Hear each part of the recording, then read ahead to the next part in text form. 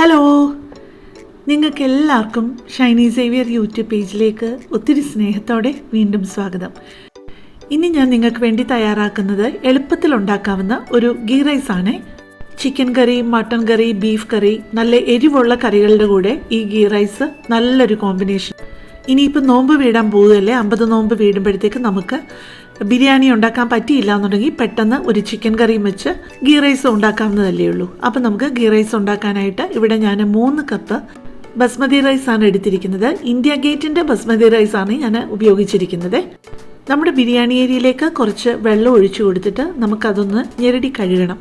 ഒരുപാടങ്ങ് ഫോഴ്സ് കൊടുത്ത് നമ്മൾ ഞെരടി കഴുകരുത്, കാരണം അപ്പോഴേക്കും നമ്മുടെ മെലിഞ്ഞ അരിയല്ലേ, അത് കാരണം പൊട്ടിപ്പോകാൻ സാധ്യതയുണ്ട്.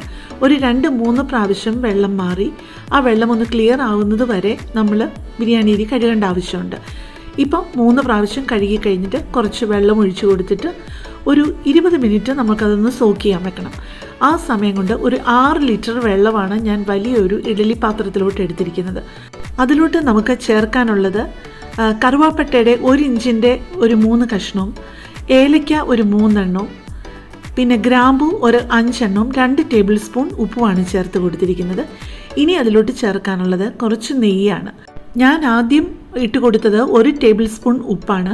നമുക്കെപ്പോഴും ആ വെള്ളത്തിൽ കുറച്ച് കൂടുതലായിട്ട് ഉപ്പ് ഫീൽ ചെയ്യണം, എന്നാലേ നമുക്ക് ചോറ് വെന്ത് കഴിയുമ്പം ആ ചോറിന് ആവശ്യത്തിനുള്ള ഉപ്പ് കാണുകയുള്ളൂ.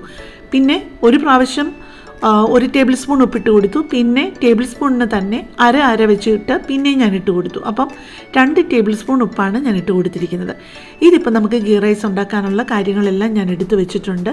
വലിയ സവാളയുള്ളി ഒരു 3 എണ്ണം അരിഞ്ഞ് വെച്ചിട്ടുണ്ട്, ഇഞ്ചി 1.5 ഇഞ്ചിൻ്റെ ഒരു കഷ്ണം, വെളുത്തുള്ളി വലിയൊരു 8 അല്ലി, ഏലയ്ക്ക ഒരു 5 എണ്ണം, കറുവാപ്പട്ട 1.5 ഇഞ്ചിൻ്റെ ഒരു 3 കഷ്ണം, പിന്നെ ഗ്രാമ്പു ഒരു 8 എണ്ണം, കുറച്ച് പെരിഞ്ജീരകം, 1 ടീസ്പൂൺ പെരിഞ്ജീരകം.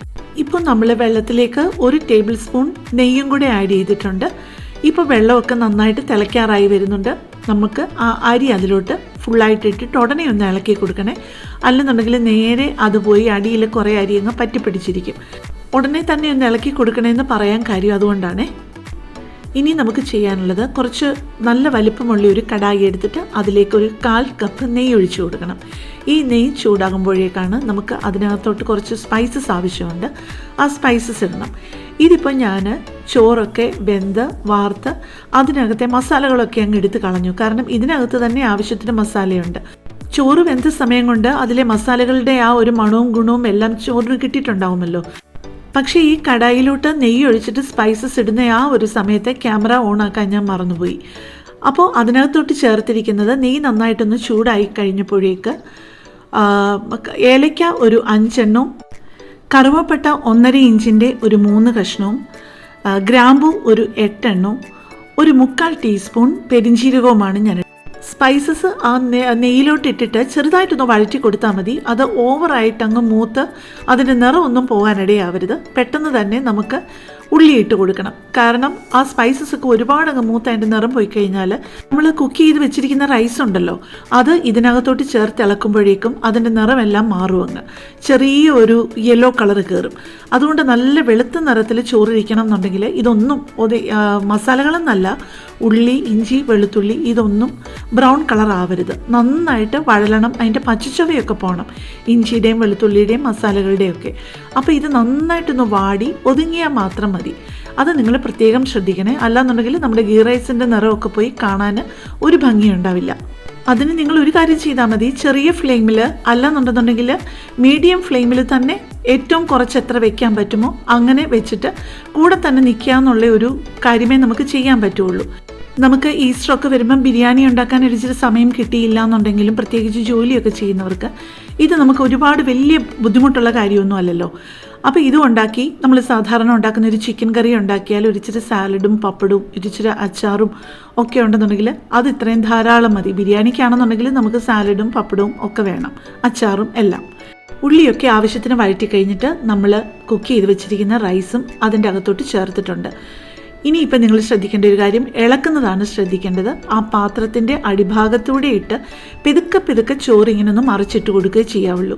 നമ്മുടെ മസാലകളും ഇഞ്ചിയും വെളുത്തുള്ളിയും ഉള്ളിയും ഒക്കെ എല്ലായിടത്തും ആവാനായിട്ട് മുകൾ ഭാഗത്ത് നമ്മൾ അങ്ങോട്ടും ഇങ്ങോട്ടും നീക്കി കൊടുക്കുകയാണെന്നുണ്ടെങ്കിലും അത് കുറച്ച് സോഫ്റ്റായിട്ട് ചെയ്യണേ. അല്ലെന്നുണ്ടെങ്കിൽ ഇപ്പം നിങ്ങൾ കണ്ടല്ലോ, ഇതുപോലെ ആ പൊടിയാതെ നമുക്ക് ചോറ് കിട്ടാൻ പാടാണ്. പിന്നെ എൻ്റെ വീഡിയോ ആദ്യമായിട്ട് കാണുന്നവരാണെന്നുണ്ടെന്നുണ്ടെങ്കിൽ ഒരു കാര്യം ഞാൻ എപ്പോഴും പറയാറുണ്ട്, നമുക്ക് ചോറ് വെന്ത് കഴിഞ്ഞിട്ട് ആവശ്യത്തിൽ കൂടുതൽ വെന്ത് പോയാലും ഇല്ലെങ്കിലും ഫ്രിഡ്ജിൽ കുറച്ച് നേരം നന്നായിട്ട് പുറത്ത് വെച്ചൊന്ന് തണുപ്പിക്കുക. ആ ചോറിൻ്റെ ചൂടെല്ലാം പോയി കഴിയുമ്പോൾ ഫ്രിഡ്ജിൻ്റെ തട്ടിൽ ഒരു 1-2 മണിക്കൂർ വെക്കാം. അല്ലെന്നുണ്ടെങ്കിൽ ഓവർനൈറ്റ് വെക്കാൻ പറ്റുമെന്നുണ്ടെങ്കിൽ അത്രയും നല്ല കാര്യം. അല്ല ഒട്ടും സമയമില്ലെങ്കിൽ ഒരു അരമണിക്കൂർ ഫ്രീസറിലൊന്ന് വെച്ച് കഴിഞ്ഞാൽ അത് നമുക്ക് നല്ലൊരു രീതിയിൽ ധൈര്യമായിട്ട് നമുക്ക് ഇളക്കാൻ പറ്റും, അധികം പൊടിഞ്ഞു പോകാതെ. പക്ഷേ ഫ്രീസറിൽ വെക്കുമ്പോൾ അരമണിക്കൂറിൽ കൂടുതൽ ഒരു കാരണവശാലും വെക്കല്ലേ. ആ ചോറിനകത്തേക്ക് വെള്ളം കയറി കഴിഞ്ഞ് കഴിഞ്ഞാൽ പിന്നെ ഒന്നിനും കൊള്ളാതായി പോവും. ഇപ്പം നമ്മുടെ നെയ്യിൽ വറുത്തെടുത്ത കാഷ്യൂനട്ട്സും റേസിൻസും ഒക്കെ ഇട്ട് ഉള്ളി വറുത്തതും ഇട്ട് നമ്മൾ ഡെക്കറേറ്റ് ചെയ്ത് വെച്ചിട്ടുണ്ട്.